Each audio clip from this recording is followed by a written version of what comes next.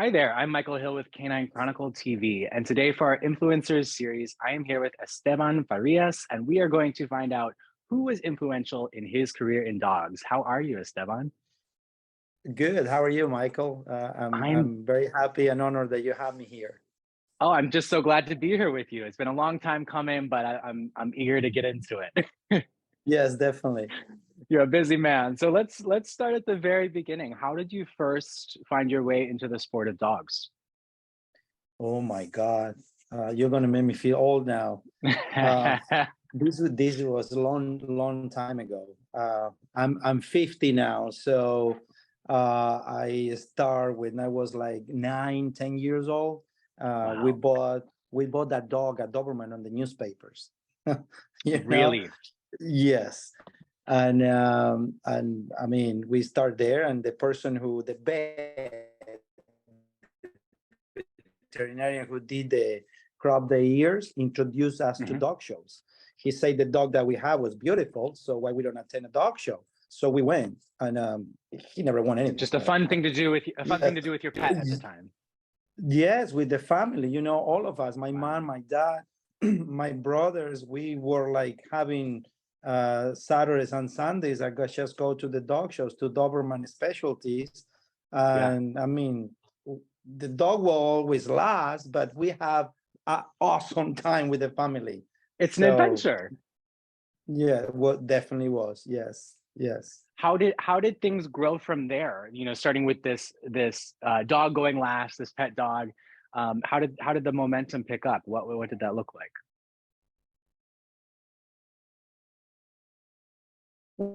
Well, my dad at the time, he was doing this, and he's people who actually show the dogs for you. They call handlers. They handle the dog for you. And we went to the dog show, and my dad say, "I can do that." So my dad, Why pay we someone? exactly. So we come back to the house that day, and my dad start to do with his dog what he saw the other people, the handlers, doing at the dog show. And he started doing it, and it was fun for all of us. I mean, I remember, like it's yesterday, Michael, like we were sitting there looking at my dad working the dog, and my mom Wow. telling me what he have to do. And Yeah. that always was a fight. They never, don't do this, don't do that. And you say, no, no, I know how to do it. And he didn't know I know what anything. I'm doing. But man, that was so much fun that I just remember that like it was yesterday.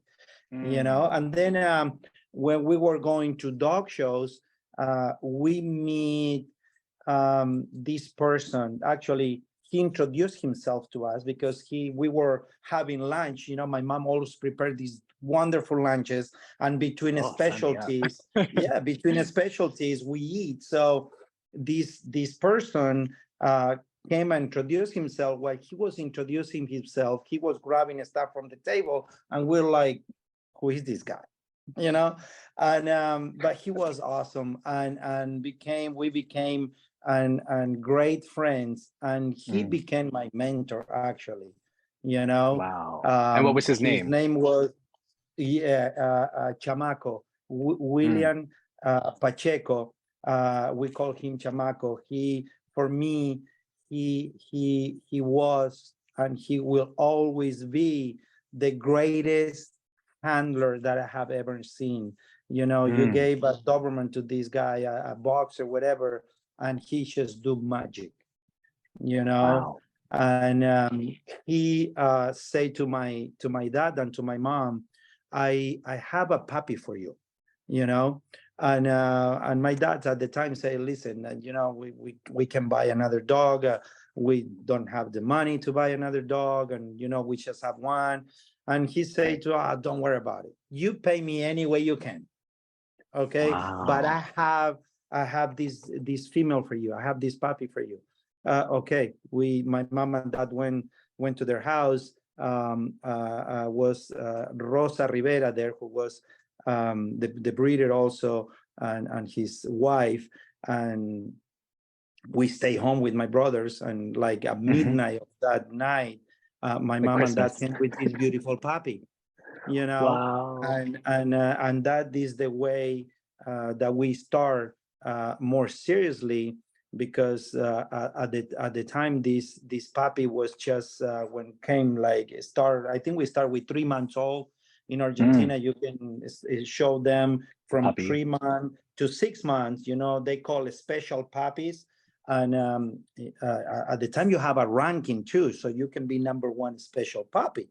Wow. And this puppy, just the first day that he took the ring, is start winning and winning and winning. She was beautiful.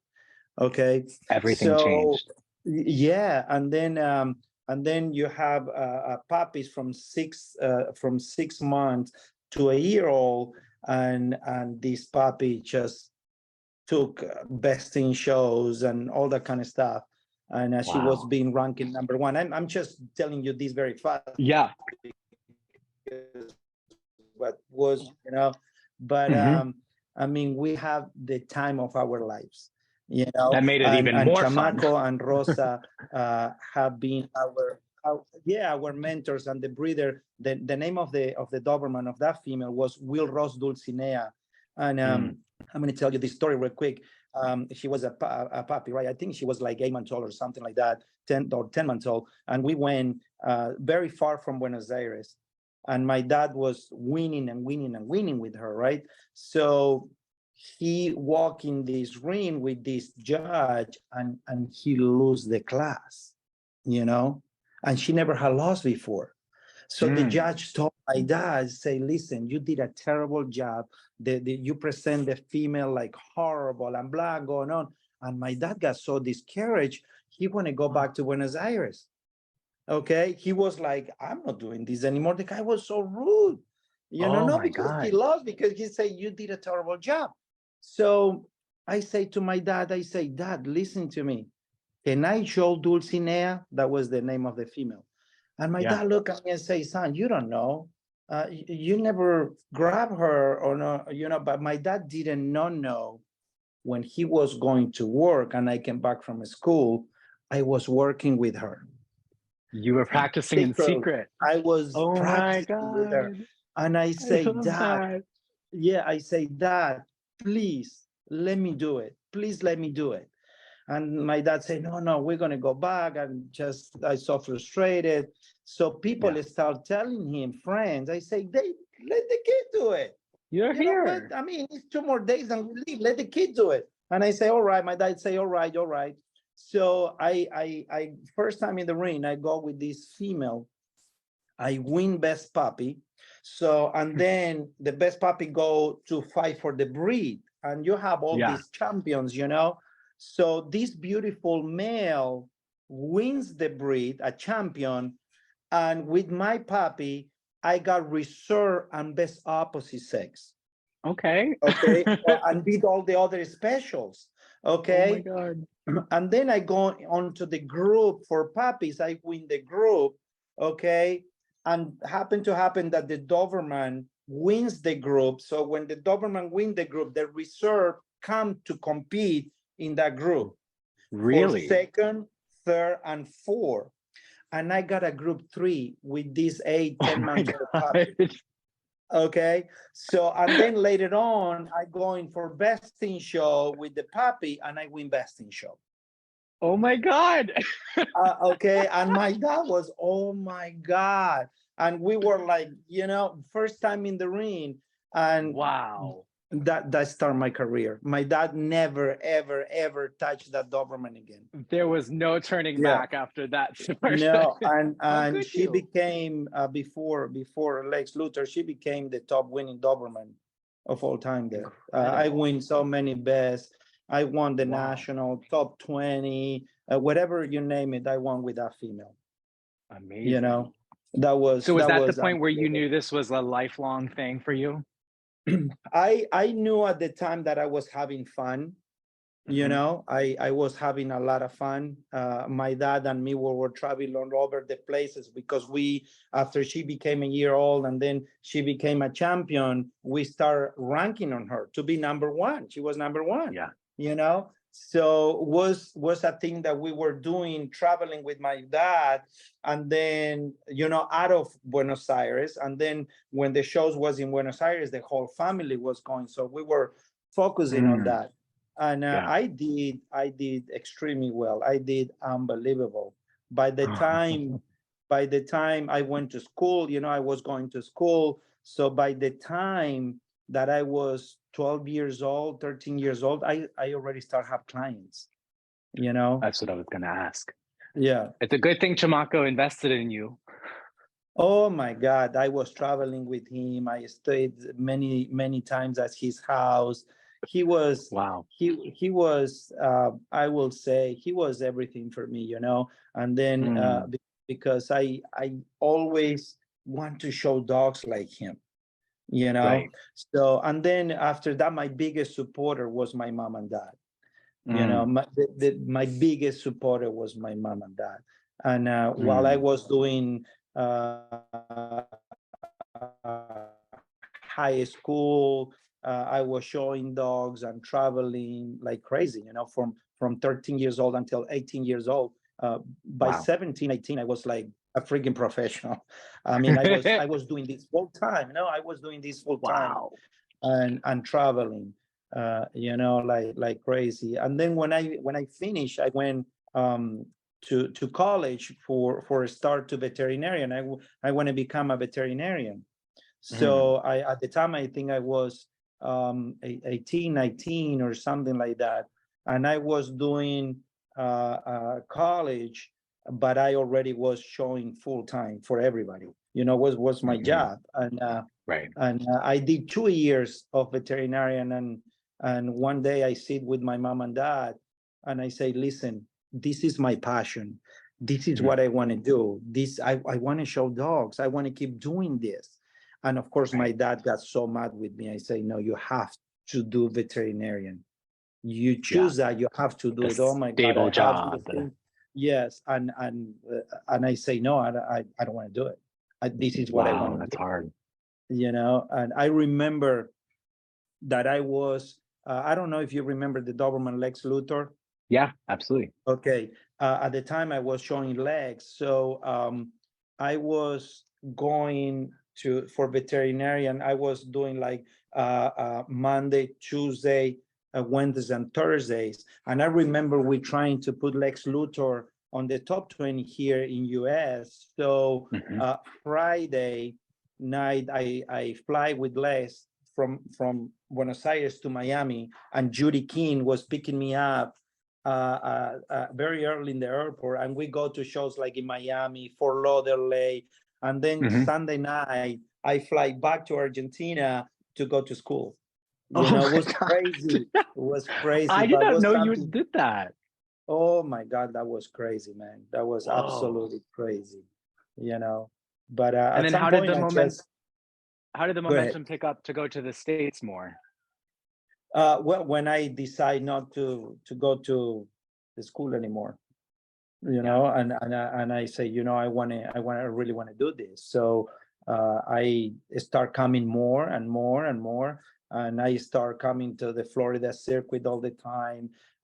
Circuits like Raleigh, there Hmm. was huge Tar Heel. Doberman entries in Raleigh, the Yeah. Tar Heel, stuff like that, or Kentucky, big shows. And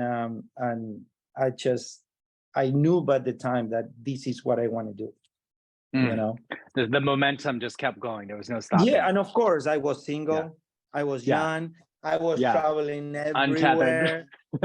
Yes, I was having the life, Flying man. free. Who was there anybody particularly in the States who was helpful in those moments where you were kind of in transition and on your own? With Judy King, Yeah. she was the one who always picked me up, and we drove and go to dog shows, and then you start to meet people, but she was the one who actually helped me, and all that kind of stuff. I Yeah. always grateful for her. Mm. Well, and now I want to fast forward because I know the family component is huge in your starting point, and then now you're in a position as still a professional handler, but a husband and a parent, and having children who are, in the ring as well. What was that journey like for you to kind of switch roles and kind of take it to another generation? Oh my God, to become a parent was the crazy achievement of my life. I always want to have Mhm. kids.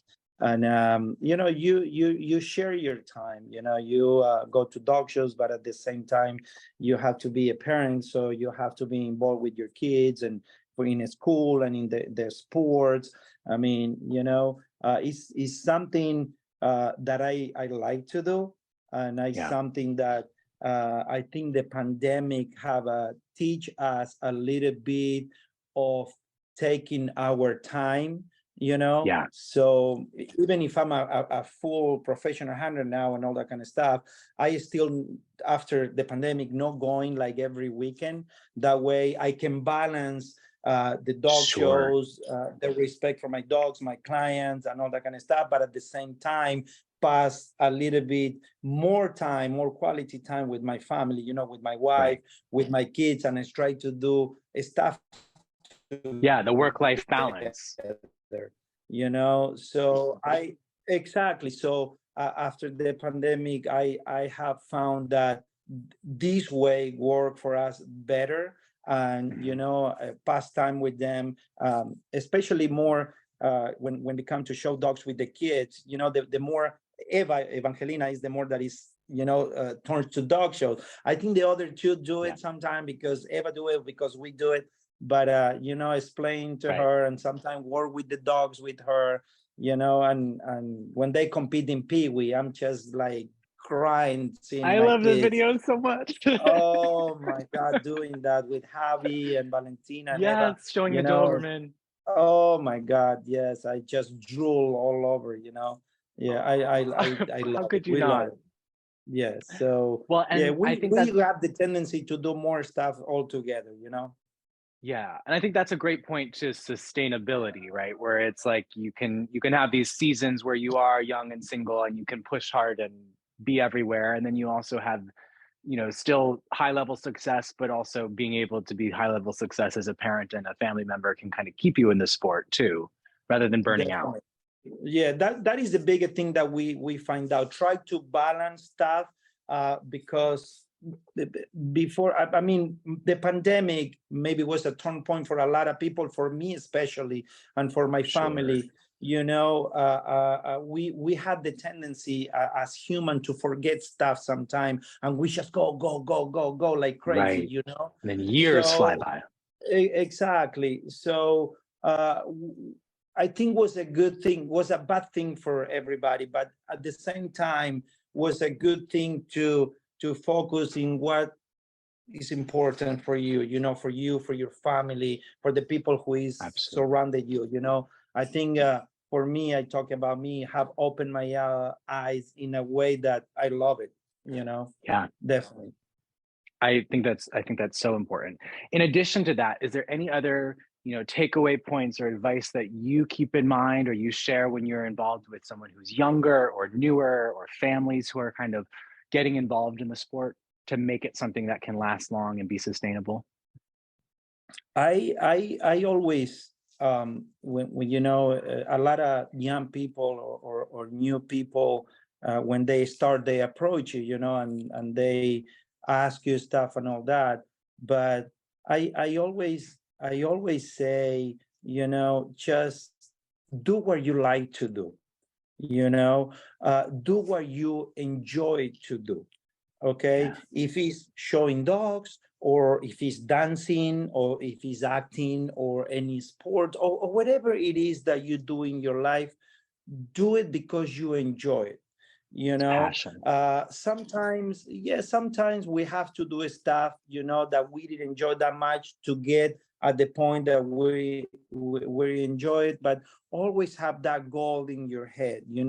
I want to be successful, but I want to be successful and enjoy it, the whatever God put me in front of me to do.